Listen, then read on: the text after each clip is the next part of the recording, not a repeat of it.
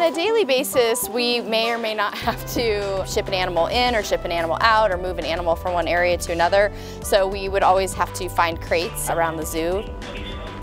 For Denver Zoo's Lean program, it was just really challenging because we couldn't find crates, and a lot of times we didn't have all the information we needed to safely ship animals to and from the zoo.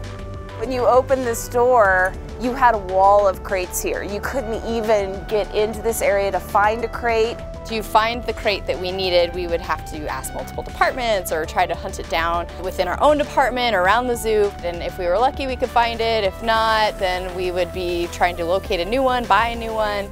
We really didn't have a process at all for our crates, where to find them, what was here, what was getting used, how often, what a crate weighed or how big it was. You knew nothing about what we had.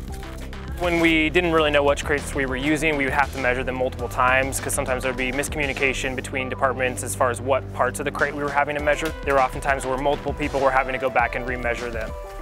So when we talked about reorganizing this whole thing and making it look good and easy to use again, I was very interested because of my years of frustration having dealt with this. Various teams over the years have tried to clean up the crate shack before and never been able to get anywhere. So with the Peak Performance program at Denver Zoo, we were given the tools to implement something sustainable.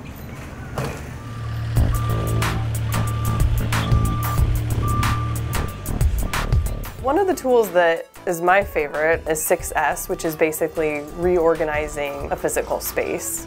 We definitely use 6S to clean and organize our whole crate shack, and I think that was one of our biggest ones, is trying to figure out how we organize it and label it and clean it out in a way that works for everyone, that makes it easy to find, that can be sustainable over the long run.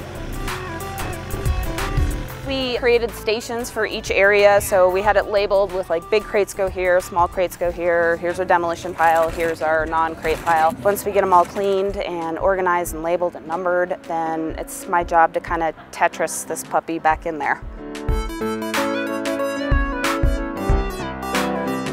The whole crate process now has a website on ZooNet, and you're able to see photos of each crate, the dimensions, the weight, and its location.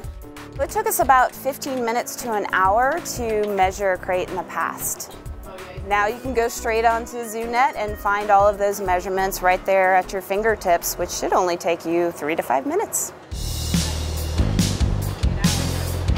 This process has really benefited us in that we are just able to more quickly find the things that we need to do our job.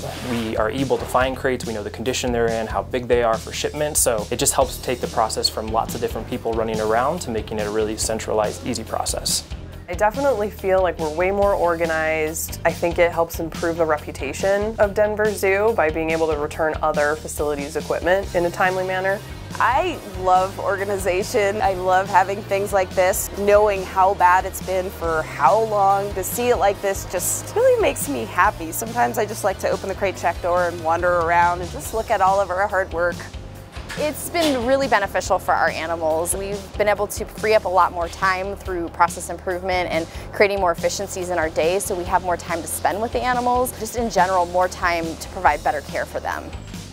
Now that this project is done, I feel really excited about it. It's great to see everybody really feeling empowered that they can take control of some of the things in our work life that were having a really big impact on our time. So for me it's great, and it's also awesome to see everybody else being really excited and pumped about it.